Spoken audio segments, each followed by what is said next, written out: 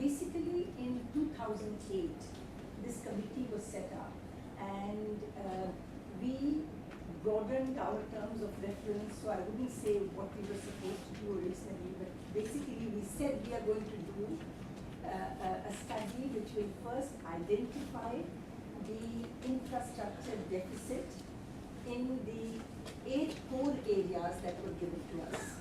And this was water, sewerage, solid waste management, wastewater treatment, street lights, and a couple of others. Now, India's urbanization, the 2011 census, 31%, much lower than most of the other countries we would like to compare ourselves with next. From 377 million today, urban population is expected to increase to 600 million by 2031. Today we have 50 metropolitan cities of 1 million and more population. They will get to number 87 by 2031. And slum population is 25% of urban population today on average. As you very well know, in Mumbai it's over 55%. There are other cities with much higher slum population. And urban poverty, when last estimated in 2004-05, was 25.7%. So what does it tell us?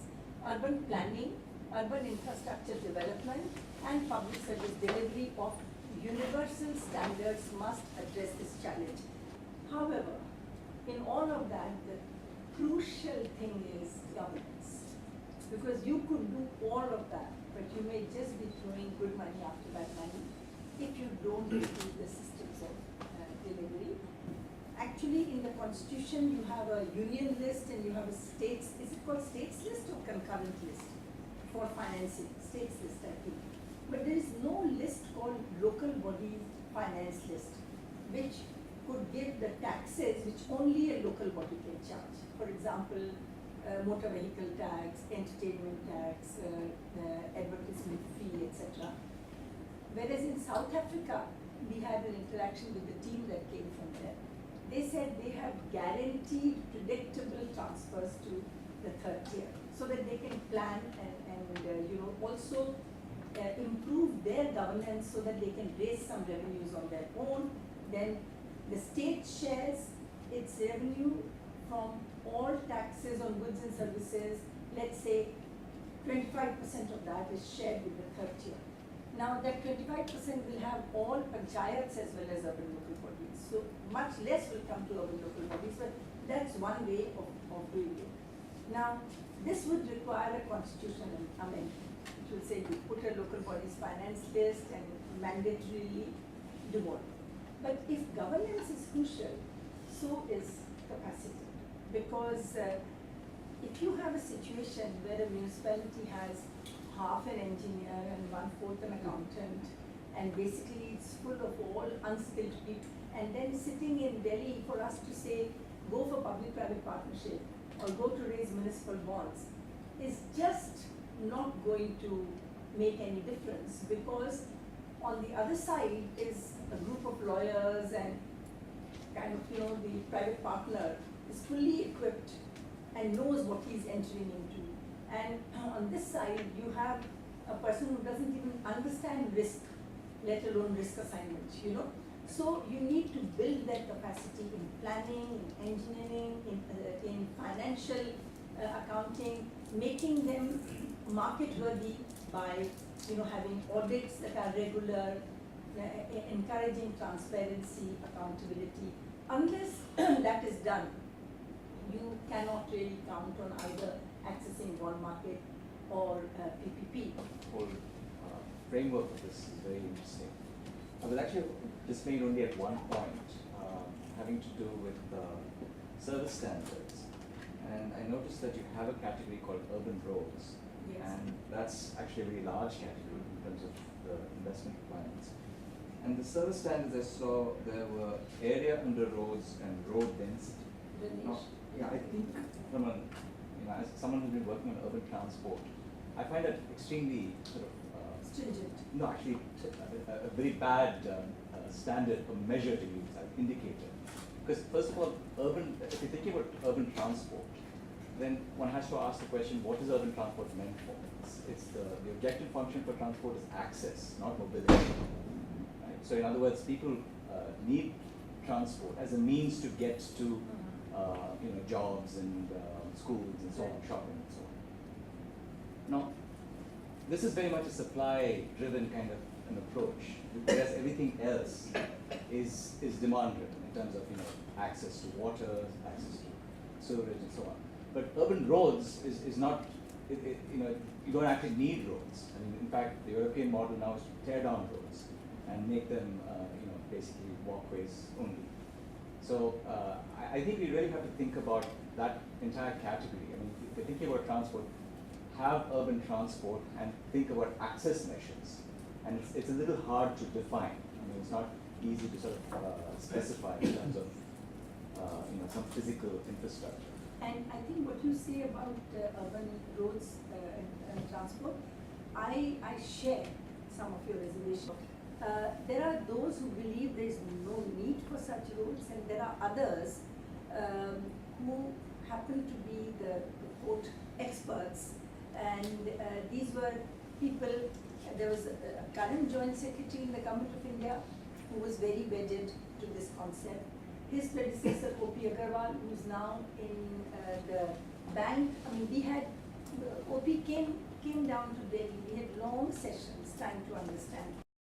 But I do feel that maybe it's driven only by supply side, but I think that will change the order of magnitude a little bit in a downward direction, but I do not believe that you can do away with urban roads and say that there were people who felt that why not just focus on the 20%, which is the water sanitation, and forget about roads.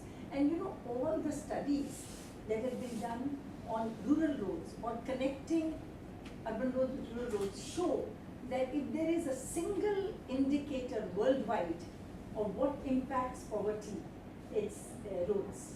So the honest truth is I don't know, but I will be very grateful if you send me a note with your reservations, so that for our future work, what we commission, what we do, this is an area that we can give more thought to.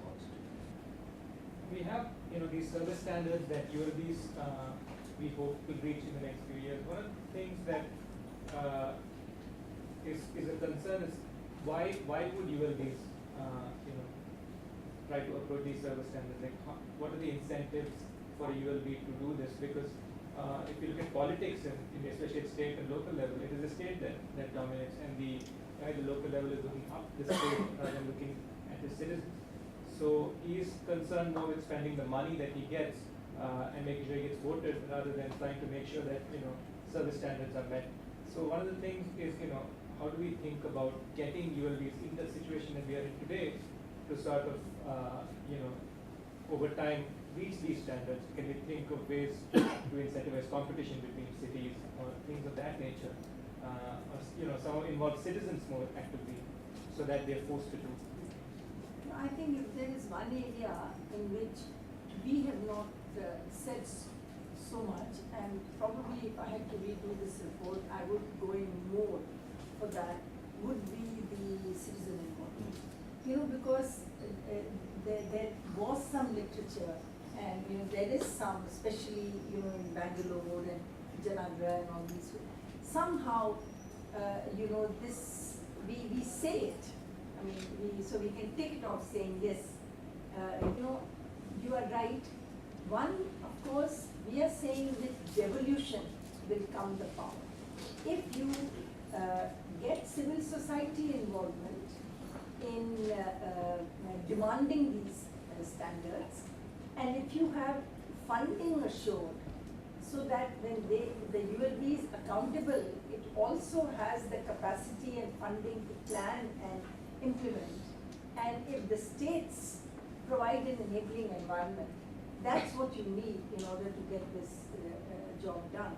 But exactly what first and how, I don't know. And that's where I feel what we need are studies on what has worked, what sequencing has worked, what has worked where. We don't have that knowledge. We have this so-called Pearl network that the National Institute of Urban Affairs has. But it's a very mechanical thing with it is to put. What we need are think tanks and people who have invested in this area and who are actually familiar with the reality.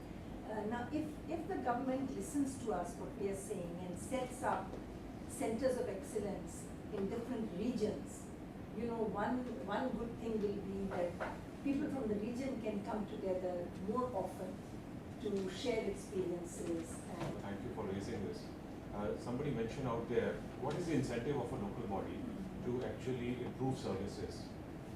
If we look at them purely as service providers, whose job is only to provide the solid waste or the water supply and the other services, they will not have any great incentive to do it, and they'll always be looking to the state and the center to devolve them funds, and they will be very loath to actually incur or impose user charges or raise taxes, because there are really no incentives for them except to get votes at the end of the 5-year period to get re-elected.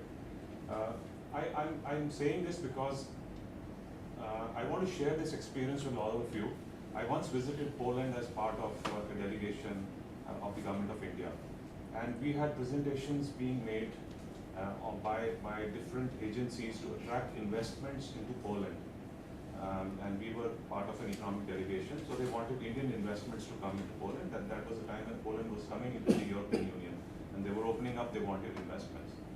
I was surprised that at least half a dozen presentations were done by cities, led by mayors, by city managers. And I was very curious as to why, because in my view, mayors and city managers were only concerned with infrastructure and service delivery. But here were people who were trying to garner investments, like a trade body. And I could understand that their incentive really was to get investments so that more economic activity could happen, and hence more jobs. And to do that, obviously they would need to scale up their infrastructure and their services. So there was an incentive for them. You provide good infrastructure, you'll get investments, you'll get jobs, there'll be economic activity, you can appropriate part of that resource through taxation. So it was a concept of a typical city-state, a city government, which was concerned not just with service delivery alone, but with all aspects of economic activity. Unless we come to that level, where our cities, our towns are also similarly viewing, so everything right from spatial planning, to investments, to economic activity, they're all interlinked. And unless you have this concept that the city government is responsible for all of these, there will not be incentives for them to improve their service delivery, to invest in this kind of infrastructure.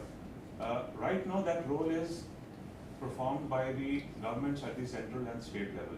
States more so because they're closer to the people. And hence you see states typically drive all the investments. They say, okay, I'm doing an industrial corridor here, I'm setting up a park out here, so therefore I need a road to go there, or some investment in infrastructure there. But typically the cities are left out of this whole discussion because they're really not concerned about employment, about economic activity.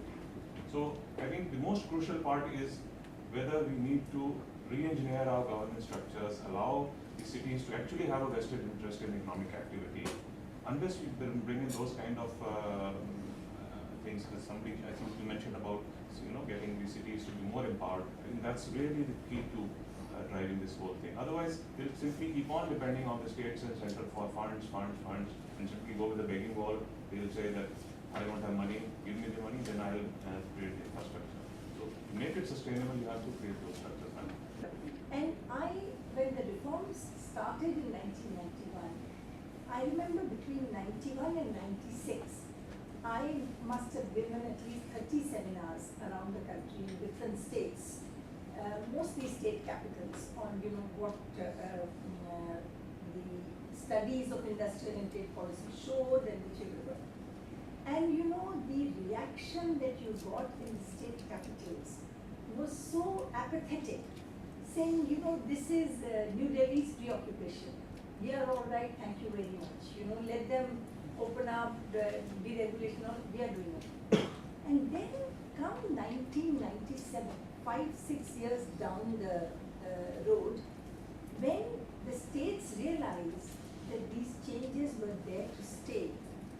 no big brother. Earlier on, the only thing that would excite them was if you tell them that you could get a public sector project in your state. Then the senior officials at the state governments would get very excited. Otherwise, they were not interested. They knew they would always be bailed out by the government. By 1997, interestingly, the apathy started at the central level. You know, not apathy, but I say reform fatigue set in. So reforms slowed down quite a bit. They were still rolling on, you know, given what major things had been started in 91. But that was the period when the states began, and the states of Karnataka, Tamil Nadu, Andhra Pradesh, you know, when you look at the Gujarat and Maharashtra, the states that really charged ahead were the states that seized that opportunity and started behaving like the Chinese provinces. I think this will happen. Actually, I just wanted to say, go a little further than you, and say that just comparative and historical example on city empowerment.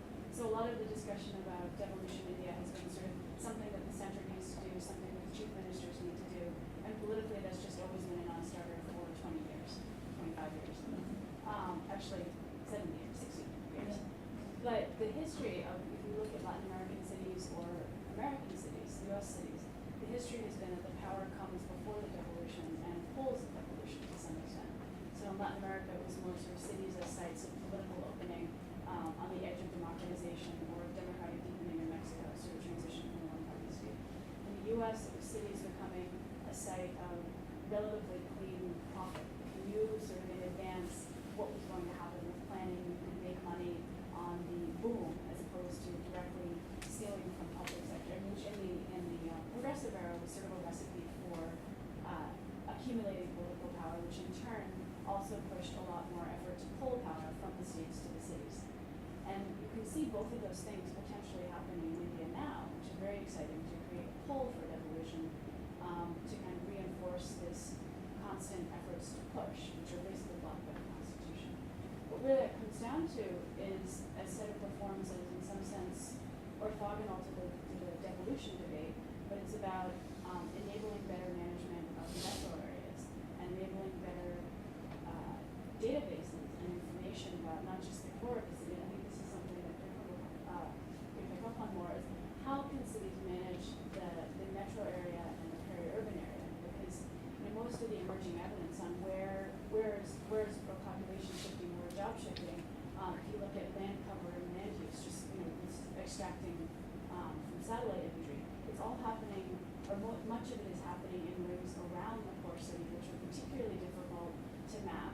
Even Bangalore has 4 or 5 different maps, and they don't converge, and the departments don't necessarily talk to each other. In fact, they actively don't necessarily match their map. So these areas are things that are going to make a difference for industrial planning. They're going to make a difference in the city being able to come forward with plans like this, but that are not right now accessible. Even if you had this skilled people, you wouldn't need a database to work with because it's structurally impossible when you have. I remember coming to a CBA meeting with the secretary, and basically there are so many different bodies involved that have no way of coordination.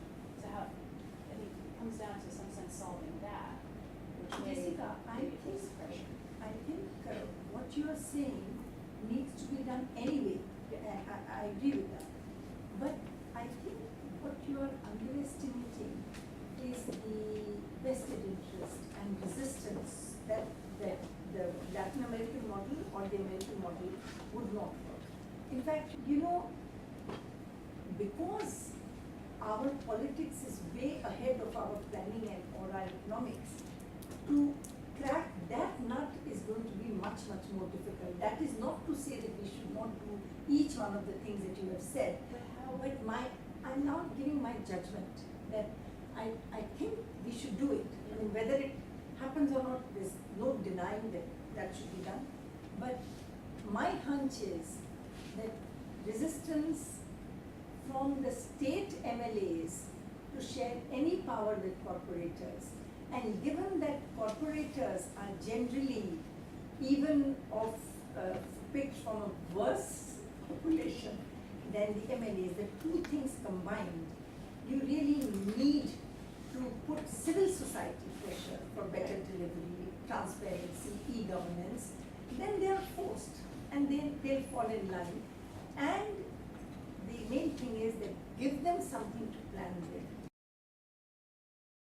So the general recommendation that we came out with was that JNNURM has to relook at the business as usual model. And it's an appropriate time because now that the High Power Committee is getting into this, we would rather say that rather than use all your money into schemes like UIDSSMT with a very, very high grant component of 90 to 100%, leverage these funds. Leverage these funds to get the capital markets to kick in finance, debt finance to projects. Huge amount of money out there in the financial markets, the retail and the institutional investors. Let's try to tap those funds as they do it in the United States and other countries, rather than use precious JNNURM money to finance projects.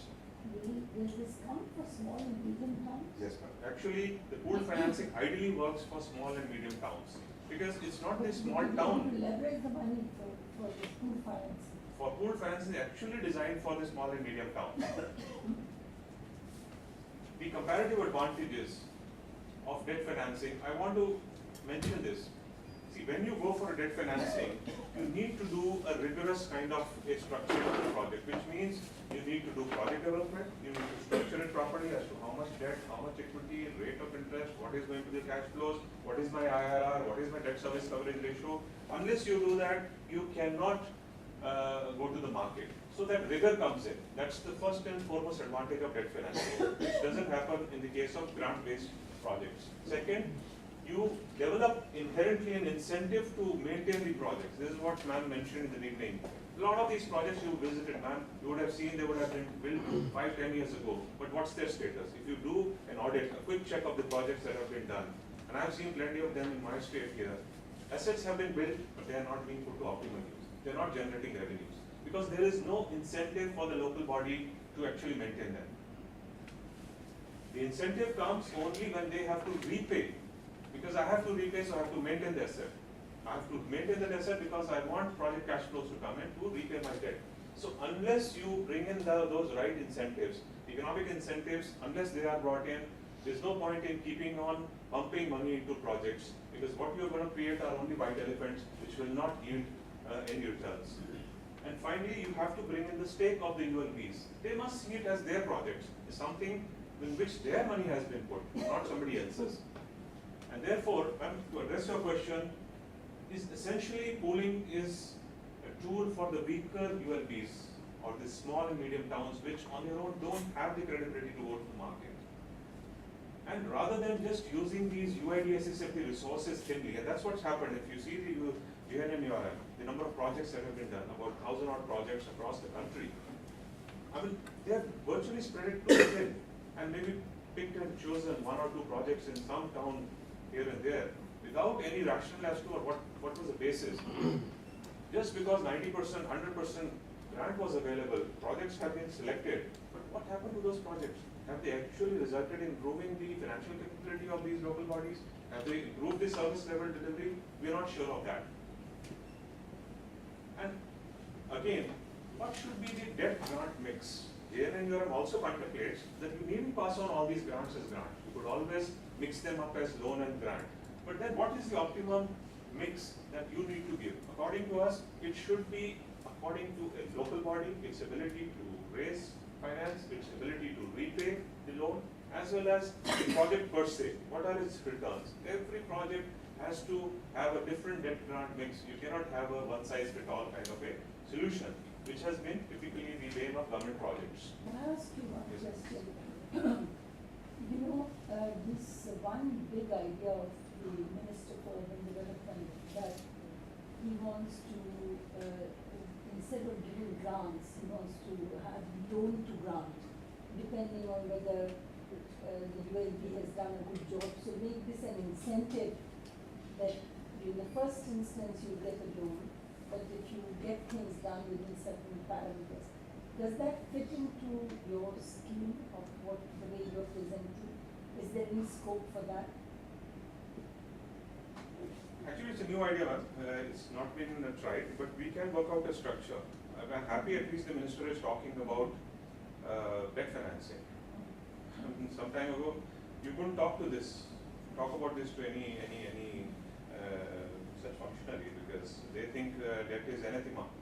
The belief is that government is my baap, it should be only giving and not be acting like a money lender. So first, I'm very happy that now that thinking has come, at least at the political executive level, that yes, you have to give loans which are meant to be repaid. Now what you're saying is, to incentivize somebody to repay in time, you need to give him some discounts. So what he's saying is that we convert it into grants. It's another way of saying that I'll give you a discount. Now that discount, what he's saying is, instead of giving a discount on the interest, I'm going to give a discount on the entire capital or something. So we could work out a structure where you have some graded kind of incentive structure which allows people to actually repay the loan.